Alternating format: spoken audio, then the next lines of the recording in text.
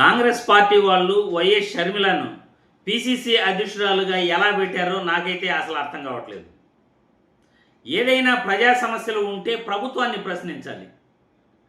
ప్రభుత్వాన్ని ప్రశ్నించకుండా ప్రతిపక్షాలను ప్రశ్నించే కాంగ్రెస్ పార్టీ పిసిసి ప్రెసిడెంట్ను మనం ఇప్పుడు చూస్తున్నాం.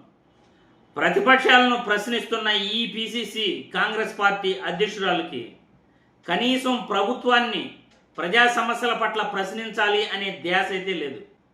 24 గంటలు తన ఆస్తుల కోసం అన్నను ప్రశ్నించడం తప్ప, అరే నేను కాంగ్రెస్ పార్టీ పిసిసి అధ్యక్షురాలుగా ఉన్నాను, ప్రభుత్వాన్ని మనం ప్రశ్నించాలి, అన్నను కాదు మనం ప్రశ్నించాల్సింది, అన్న కోసం కాదు మనం ప్రెస్ మీట్లు పెట్టాల్సింది, అన్న కోసం కాదు జనాల్లో తిరగాల్సింది, అన్నకు మనకు ఏదైనా తగాదాలు ఉంటే ఇంటి దగ్గర చూసుకోవాలి, పబ్లిక్లోకి వచ్చినప్పుడు పబ్లిక్ సమస్యల గురించి తెలుసుకోవాలి అనే కనీసం ఇంగిత జ్ఞానం కూడా లేని ఇటువంటి నాయకురాల్ని నేను ఆంధ్రప్రదేశ్లో మొట్టమొదటిసారి చూస్తున్నాను.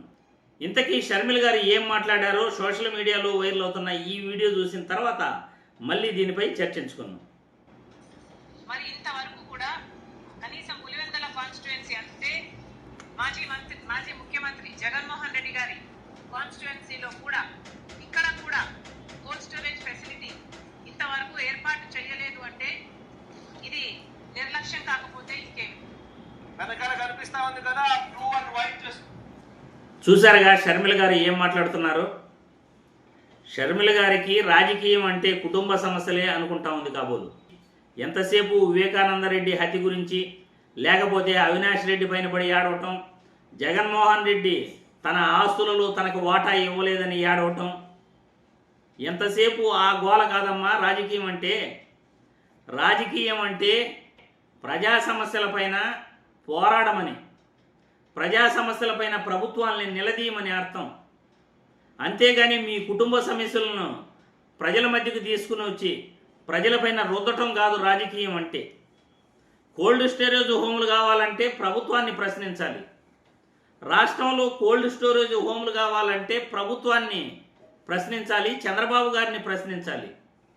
అంతేగాని అధికారంలో లేని జగన్మోహన్ రెడ్డి గురించి మీరు ప్రశ్నిస్తున్నారు అంటే మీకు పర్సనల్గా జగన్మోహన్ రెడ్డి పైన కక్ష కట్టుకుని మీరు మాట్లాడుతున్నారు తప్ప, మీ కుటుంబ సమస్యలే రాజకీయం అనుకుంటున్నారు తప్ప, ప్రజా సమస్యలపైన మీరు కాంగ్రెస్ పార్టీ పిసిసి అధ్యక్షురాలుగా ముందుకు సాగట్లేదు అనైతే అర్థమవుతా ఉంది.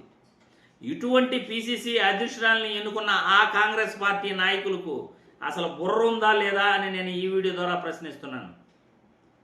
కాంగ్రెస్ పార్టీకి పిసిసి అధ్యక్షురాలుగా ఈ మాత్రమే దొరికారా?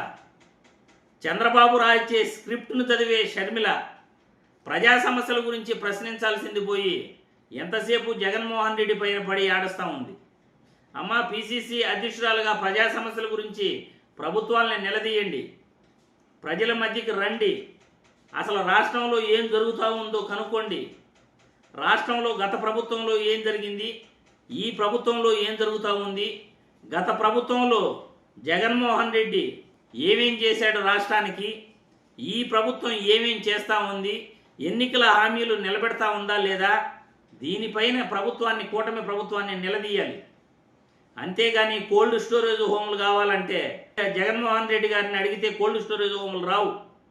మీ నాన్నగారు కాంగ్రెస్ పార్టీలో ఉన్నారు. 2004 నుండి 2014 వరకు కాంగ్రెస్ పార్టీ అధికారంలో ఉంది.